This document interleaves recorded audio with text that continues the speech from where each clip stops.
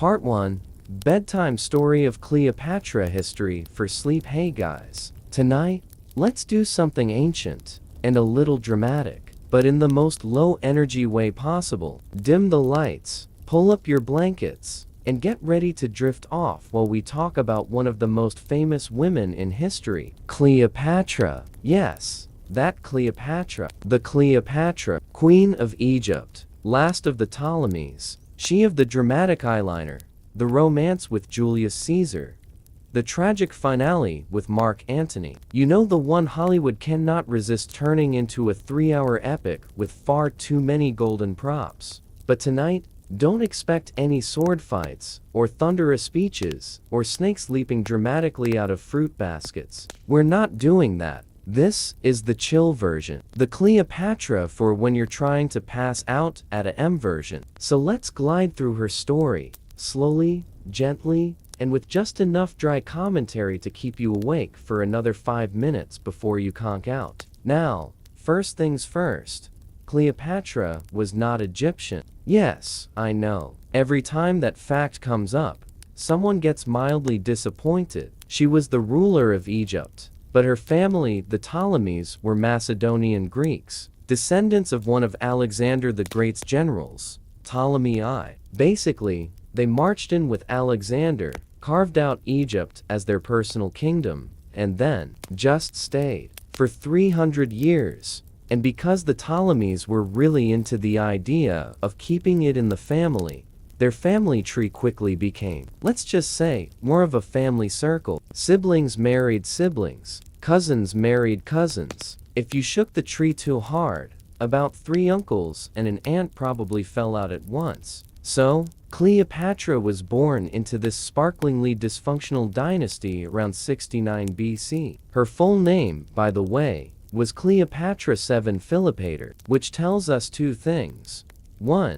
There had already been 6 Cleopatras before her. The royal family wasn't exactly bursting with creative baby names. And 2. Philopator literally means she who loves her father, which is a bit awkward because, well, she did love her father, Ptolemy XII, but he was, to put it gently, a disaster of a king. Ptolemy XII, also called Auletes, which means the flute player, was more interested in music than ruling. He was obsessed with playing the flute. Imagine your dad is supposed to run a country, but instead, he's constantly practicing his flute solos while Rome slowly takes over everything around you. Not exactly inspiring leadership. The people of Egypt actually hated him. Like, really hated him. He was unpopular, constantly broke, and kept borrowing money from Rome, which basically turned Egypt into a Roman client state before Cleopatra even came to power. But young Cleopatra grew up in this environment of palace intrigue, collapsing finances, and her dad jamming away on his flute. And somehow, she learned to survive, even thrive. Unlike many royals who were completely useless, Cleopatra was sharp, multilingual, politically savvy, and probably very good at pretending to enjoy her father's musical recitals. When Ptolemy XII died in 51 BC, Cleopatra was about 18 years old, and according to tradition, she was supposed to rule jointly with her younger brother Ptolemy XIII. He was only about 10 at the time, which made him both powerless and, frankly, annoying. Now, here's where the whole sibling marriage thing comes back. Officially, Cleopatra was married to her brother. Yes, married to her 10-year-old brother, because that's what the Ptolemies did. They copied the old pharaohs and kept the throne inside the family. It was less about romance and more about dynastic branding. But still, you can imagine Cleopatra's feelings about being married to a child she probably had to remind to wash his hands before dinner. So, at first, Cleopatra tried to rule Egypt in her own name. She left her brother's name off official documents, put her face alone on coins, and basically acted like she was in charge. Which she was, until some of her advisors thought otherwise. By 48 BC, Cleopatra was pushed out of power, literally forced to flee Egypt. Her kid brother, now backed by a clique of scheming ministers, took over Alexandria, while Cleopatra ended up wandering in Syria, trying to build an army. It was not looking good for her. Exiled at 19, betrayed by palace courtiers, her kingdom slipping into chaos. You'd think this might have been the end of her story, but then entered Julius Caesar. Now, here's the thing about Caesar. He wasn't in Egypt because he cared about Egyptian politics. He was there chasing down Pompey the Great, his Roman rival, during Rome's civil war. Pompey had fled to Egypt looking for shelter, but instead, the advisors of young Ptolemy XIII had him murdered hoping to impress Caesar. Bad idea. Caesar was not impressed. In fact, he was horrified. But while he was stewing in Alexandria about this, Cleopatra saw her chance. So, how does a deposed queen sneak into a city controlled by her enemies and get an audience with the most powerful Roman alive? Well, according to legend, and probably at least 50% exaggeration, she had herself smuggled into Caesar's quarters rolled up inside a rug. Or less dramatically, inside a laundry sack. Either way, the idea is the same. Cleopatra, tiny and theatrical, popping out of household furnishings like the world's most glamorous Amazon package. Caesar, of course, was charmed. Because who wouldn't be? And here's where Cleopatra really shines. She knew how to make herself unforgettable. She wasn't just beautiful. Ancient sources are actually pretty divided on her looks. Some coins show her with a rather large nose and a strong chin. Let's just say, she wouldn't have landed a CoverGirl contract. But beauty wasn't the point. Cleopatra's gift was charisma. She spoke many languages. She was witty, cultured, intelligent. When she talked, people remembered it. When she walked into a room, people noticed. That's the Cleopatra effect. And Caesar, middle-aged, battle-weary, and probably flattered beyond reason, decided to support her claim to the throne. This, of course, led to a civil war in Egypt. Cleopatra and Caesar on one side, Ptolemy XIII and his advisors on the other. It dragged on for months, but eventually, Caesar's forces won. Ptolemy XIII drowned in the Nile while trying to flee, which is about as symbolic as it gets. Cleopatra was restored to the throne, but, in classic Ptolemaic fashion, she didn't get rid of the sibling marriage tradition. Instead, she was forced to marry her other little brother, Ptolemy XIV, another teenager, which must have been a real eye-roll moment for her. Oh great! Another husband brother. But this time, Cleopatra had Caesar on her side. And that changed everything. Now, Cleopatra and Caesar's relationship has been romanticized endlessly. But let's keep it flat and factual. She was about 21. He was about 52. He was also married to someone else at the time. But Roman politics didn't exactly prioritize fidelity, so the two became lovers. Cleopatra even gave birth to his son, Caesarion, whose full name, naturally, was Ptolemy XV Caesar, because why not double down on confusing dynastic naming? This was a big deal. Egypt had a direct heir tied to Rome's most powerful man. Cleopatra suddenly wasn't just a regional queen. She was on the international stage. Of course, Romans were not thrilled about this. The idea of their great general being seduced by an exotic foreign queen. Scandalous. But Cleopatra didn't care. She went to Rome with Caesar, lived in one of his villas, and basically flaunted her position. It was bold, it was dangerous, and it was very Cleopatra. But here's the thing.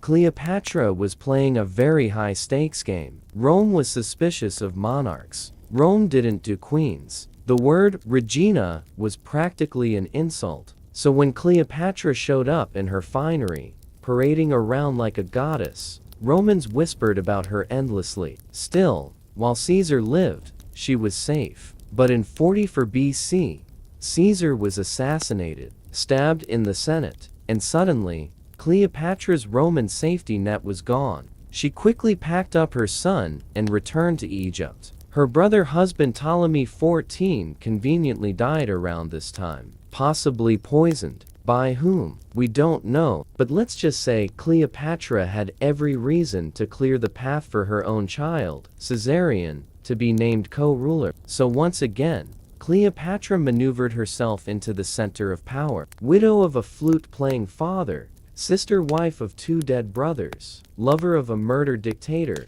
and now mother of a child king. And the story wasn't even halfway done. But I think this is a good point to pause, take a breath, and let that settle in. We've floated from a dysfunctional family tree to rugs, to Caesar, to poisoned brothers. And the night is still young. In our next drift, we'll slide into Cleopatra's partnership with Mark Antony, a relationship full of banquets, theatrics, and of course another famously tragic ending. But for now, just let the soft chaos of her early life wash over you. And remember, sometimes being born into royalty is less of a blessing and more of a never-ending family reunion that you can't escape. Part 2, Cleopatra and Mark Antony's Midnight Banquets. So, when we left off, Cleopatra had already outlived 2 brother husbands, survived exile, charmed Caesar, and produced a son who technically had a claim to Rome's empire. Not bad for someone barely in her mid-20s. But Caesar was gone. Rome was in chaos. And Cleopatra? She was back in Egypt, running her palace like a queen who had no intention of being sidelined. And that's when Mark Antony came sailing in. Now, Mark Antony was, let's say, our own version of the fun uncle. He was a soldier, a general, and a politician, but he was also loud, indulgent, and a bit of a party animal. If Caesar had been the calculating chess master, Antony was the guy flipping the board over because he thought it was funny. By 41 BC, Antony was one of the most powerful men in Rome, ruling the eastern provinces after Caesar's death. And he summoned Cleopatra to meet him. He wanted her loyalty, her money, and probably her charm. Cleopatra, of course, did not arrive quietly. The famous story goes that she sailed to meet Antony in a golden barge, with purple sails, silver oars, and attendants dressed as cupids. Basically, she staged an entrance so extra that even modern Instagram influencers would be embarrassed. And Antony, predictably impressed, the man who had seen 1,000 battlefields, was suddenly fascinated by this queen who turned diplomacy into performance art. The two became allies and lovers, because of course, they did. Cleopatra knew how to pick her Romans. Now, people often paint Cleopatra and Antony as the great romance of the ancient world. And sure, it was romantic in parts, but it was also highly practical. Cleopatra needed a Roman protector. Antony needed Egypt's wealth. Together, they made a power couple that terrified their enemies and delighted gossipers. They spent their time in Alexandria indulging in banquets, games, and famously a drinking club known as the Inimitable Livers. Yes, that was the actual name, which basically meant the people who drink without equal. Imagine it, Cleopatra, Antony, and a bunch of courtiers lounging on couches, drinking wine until dawn, then daring each other to do ridiculous things. Ancient historians gleefully record stories of the pair disguising themselves to wander the streets at night, playing pranks, and sometimes just harassing unsuspecting Alexandrians. It was less imperial dignity and more college fraternity with crowns. But beneath the revelry, politics simmered. Cleopatra had children with Antony twins, in fact, Alexander Helios and Cleopatra Selene. Later, another son, Ptolemy Philadelphus. Cleopatra was securing dynastic ties the old-fashioned way.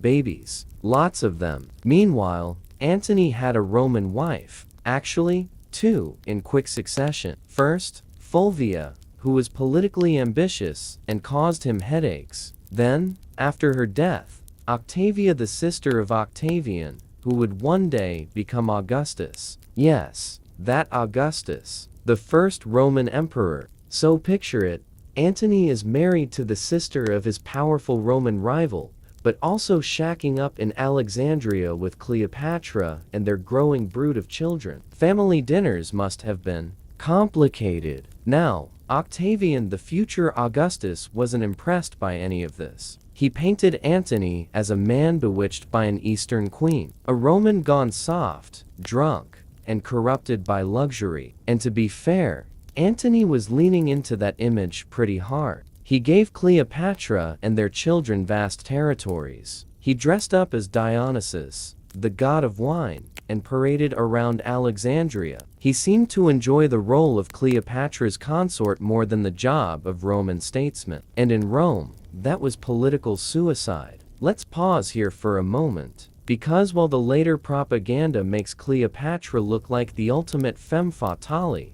the reality was quieter and weirder. Cleopatra wasn't some exotic siren scheming to bring down Rome. She was a highly competent queen trying to secure her kingdom's survival. She spoke multiple languages. She reformed Egypt's economy. She personally negotiated with foreign powers. But Rome couldn't stand the idea of a powerful woman calling the shots. So the stories of seduction, enchantment, and witchcraft grew. Cleopatra was described as a manipulator, a temptress, a woman who used her beauty to control great men. In truth, she was using her brain. The beauty part was just convenient packaging. But Antony's decisions didn't help. In 34 BC, he staged what's called the Donations of Alexandria. It was essentially a huge ceremony where he declared Cleopatra the Queen of Kings and distributed eastern territories to their children. Caesarion, Cleopatra's son by Caesar, was named King of Kings. To Romans, this was a red flag the size of the Colosseum. It looked like Antony was trying to set up a rival dynasty with Cleopatra at its center, a dynasty that would sideline Rome and elevate an Egyptian queen. Octavian seized on this. He plastered Rome with propaganda, telling everyone that Antony had gone native, abandoned Roman values, and was now a slave to Cleopatra. It was great politics, and it worked. By 32 BC, war was inevitable. Officially, Rome declared war not on Antony, but on Cleopatra. That's how much she was made the villain of the story, the foreign queen corrupting their noble general. And the showdown came at the Battle of Actium in 31 BC. Now, normally, battles are loud, dramatic, and heroic. But this is a bedtime story, so let's treat it gently. Actium was messy. Cleopatra and Antony had a fleet. Octavian had a fleet. Everyone floated around the Ionian Sea for a while, and then Cleopatra, spotting that things weren't going well, decided to sail away. Antony, seeing her leave, abandoned the fight and followed her, which, let's be honest, was not the most inspiring military maneuver. Imagine your general just quits mid-battle because his girlfriend left early. Octavian won, obviously. Antony and Cleopatra's forces melted away. Their grand plans collapsed overnight. The couple retreated to Alexandria. And here's where things take their famous tragic turn. By 30 BC, Octavian invaded Egypt. Antony tried one last time to rally troops, but it was hopeless. Facing defeat, Antony fell on his sword. But in true Antony fashion, he didn't even manage that correctly. He botched it and lingered in agony until he was brought to Cleopatra. He died in her arms, which is romantic in a really impractical way. Cleopatra, now alone, faced the reality of Octavian marching into her palace. She knew what awaited her: humiliation. Octavian planned to drag her back to Rome in chains, parade her in a triumph, and display her as a trophy. For Cleopatra, that was worse than death. And so, she chose her own ending. The story everyone knows is that she arranged for an asp of venomous snake to be smuggled to her in a basket of figs. She pressed it to her breast and died of its bite. But historians argue about this. Some say it was poison she drank. Some say the asp story was pure theater. Whatever the method, the result was the same. Cleopatra died at 39.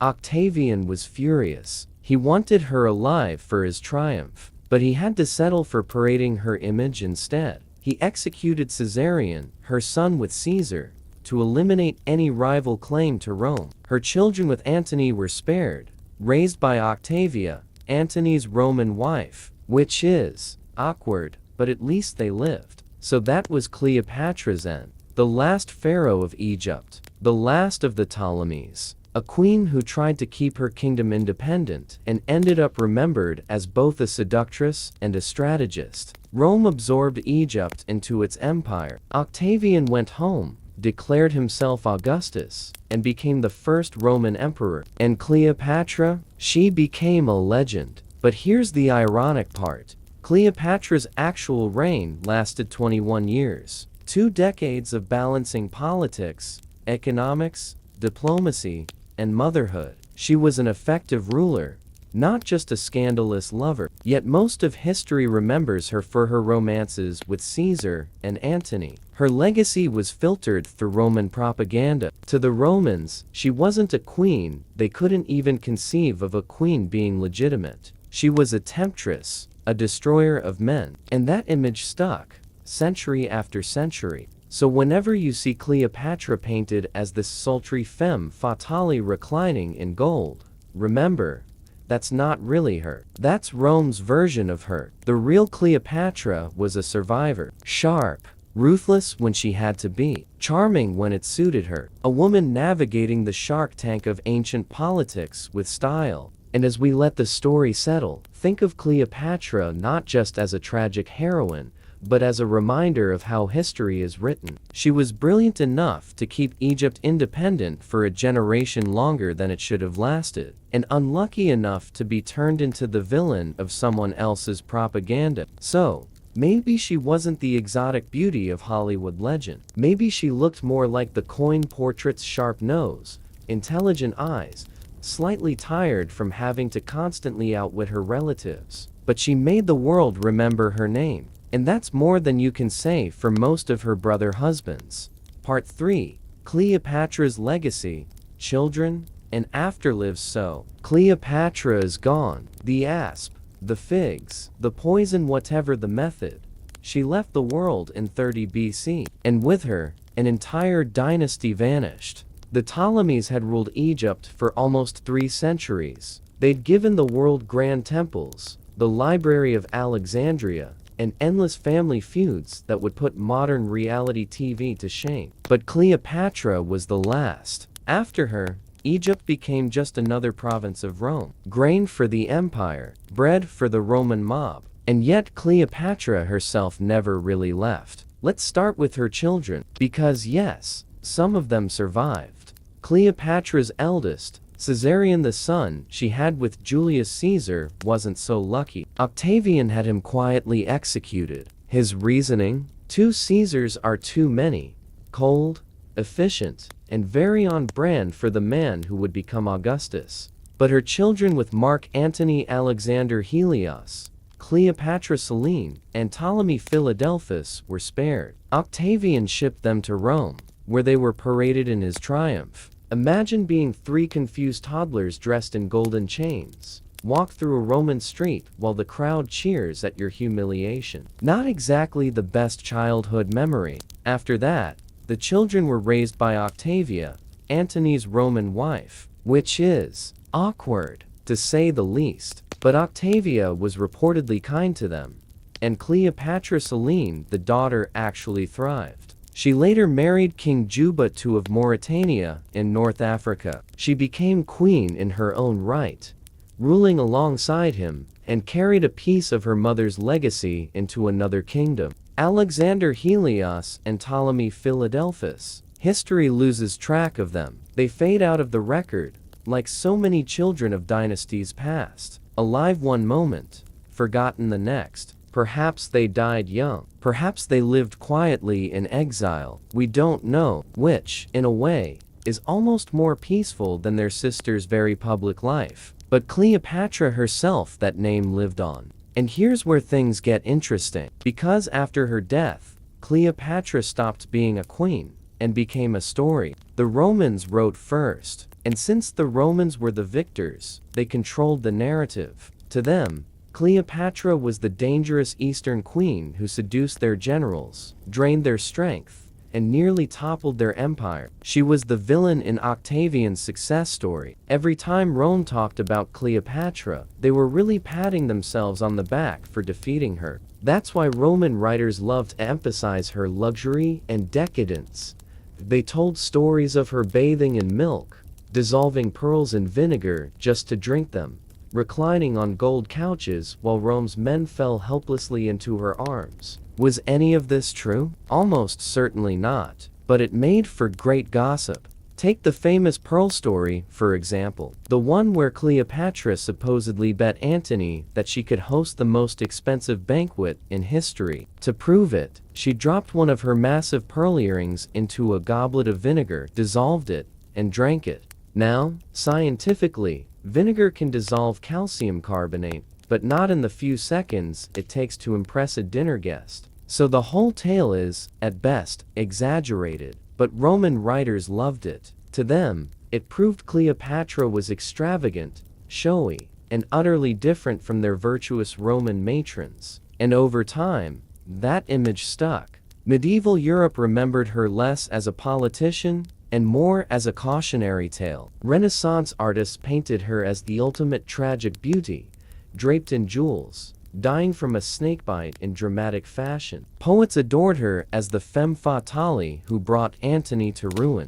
By the 19th century, Victorians turned her into a symbol of exotic sensuality. Painters gave her dark coal-lined eyes, bronze skin, and impossibly glamorous wardrobes. She was orientalized, remade as the fantasy of a distant, alluring East. And then, of course, Hollywood got hold of her. The Cleopatra of Elizabeth Taylor, luxurious, seductive, and constantly framed in golden backdrops, cemented her pop culture image. The irony, of course, is that the real Cleopatra was less about jewels and milk baths, and more about paperwork and diplomacy. She spent her days negotiating with Rome, managing Egypt's finances, and navigating court intrigue. She wasn't reclining on couches all the time, she was signing tax edicts and managing grain shipments. But that's not what people wanted to remember. The mundane reality of a competent monarch didn't sell plays, or paintings, or movie tickets.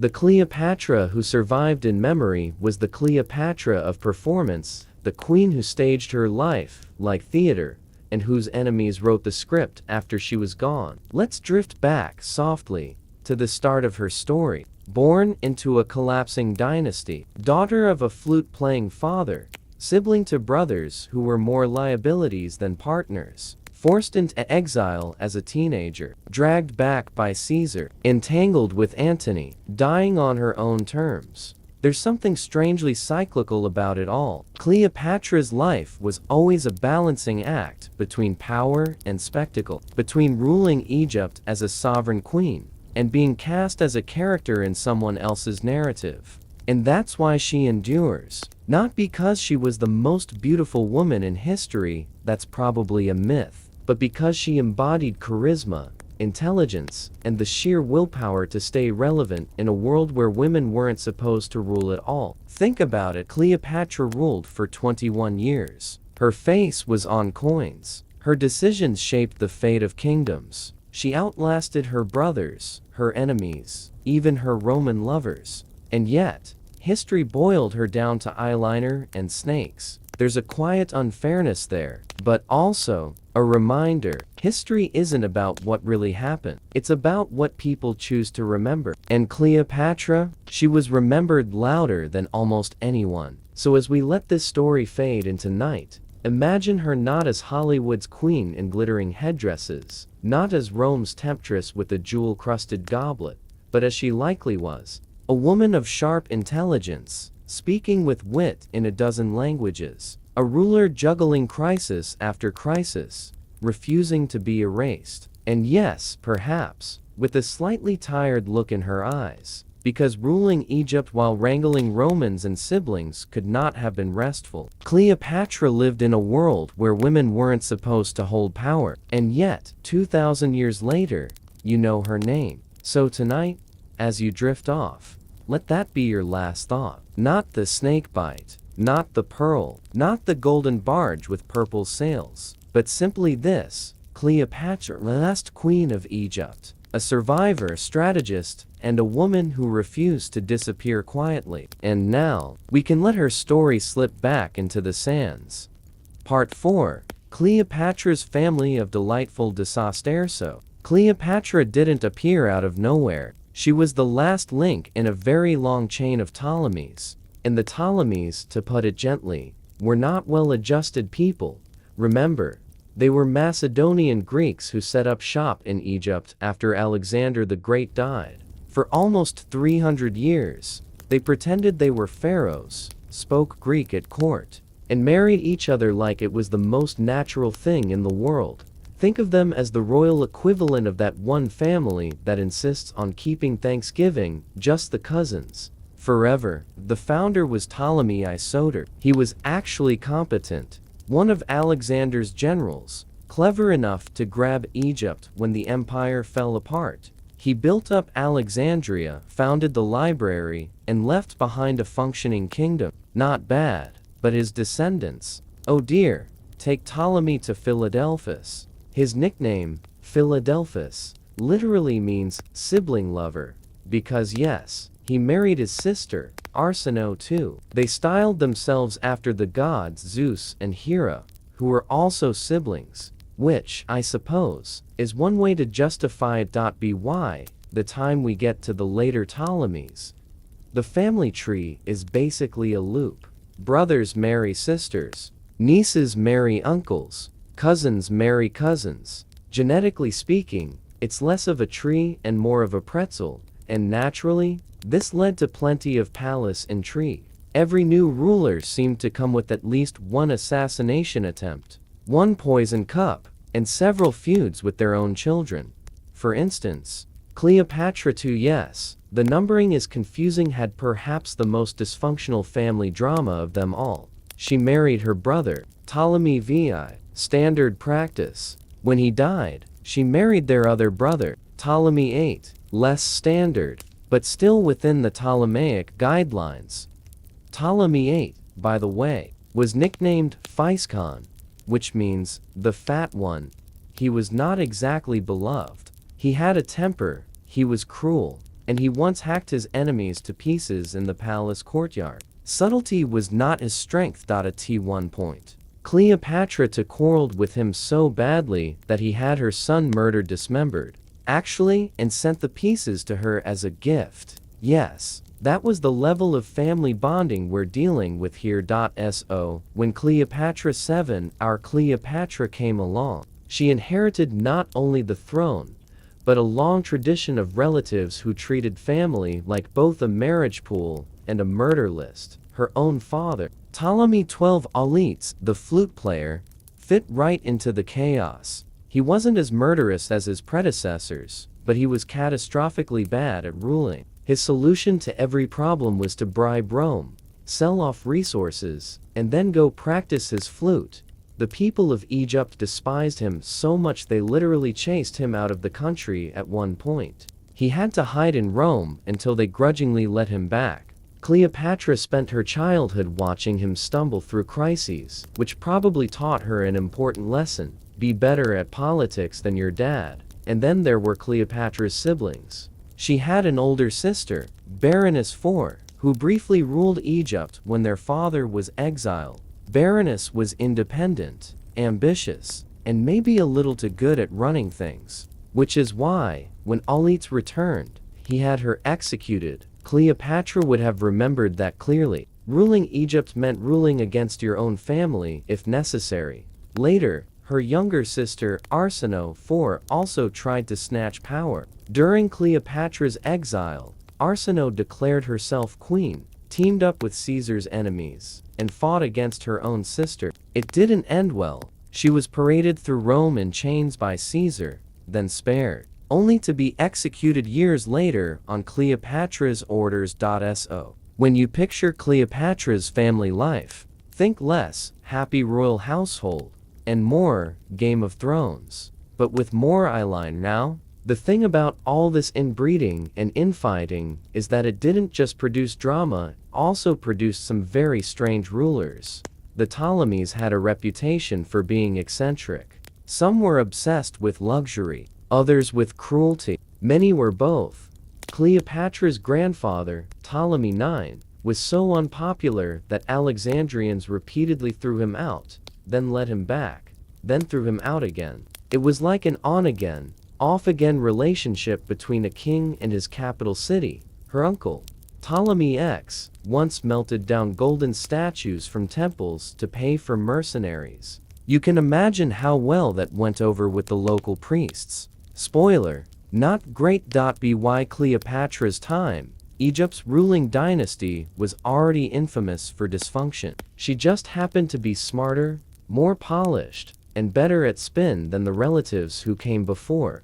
And let's not forget, the Ptolemies had a thing for spectacle. They loved festivals, processions, and anything that showed off wealth. Ptolemy II once staged a festival where he released trained birds carrying garlands into the crowd, paraded exotic animals, and showered Alexandrians with food. Cleopatra inherited that same flair for performance: the golden barge, the dramatic entrances, the pearl in vinegar stunt. True or not, it was all very on brand for her dynasty. So, while Rome painted her as uniquely decadent, the truth is, she was just following the family tradition. If anything, she was better at turning spectacle into politics than the men of her family ever were. And this brings us back to why Cleopatra stood out. She wasn't just another inbred Ptolemy playing dress-up as a pharaoh. She was actually competent. She held the kingdom together. She outmaneuvered siblings, courtiers, and Roman generals. Most of her ancestors had been content to squabble, binge, and collapse. Cleopatra managed to rise above that, even if Rome eventually swallowed her kingdom whole. So, when we talk about Cleopatra's tragic end, it's tempting to picture her in isolation, the lone queen against the empire. But really, she was the last act of a very long, messy play. A dynasty that had been cracking at the seams for generations. Cleopatra just happened to be the brightest, sharpest flame before the light went out. If you're still awake, first of all, congratulations. This is where the story gently loops back to the sands of Egypt. The dynasty that began with Alexander's generals ended with Cleopatra's asp. And in between, 3 centuries of sibling marriages, golden processions, poison cups, flute solos, and enough palace drama to fill every sleepless night. So, the next time you hear Cleopatra's name, remember, she wasn't just a queen. She was the last survivor of a family that specialized in chaos. And somehow, she made that chaos look like strategy. And maybe that's why she's still famous. Because let's be honest, you don't remember the flute-playing dad. You don't remember the fat Uncle Phiscon. You remember Cleopatra, the one who made it all matter, right until the end.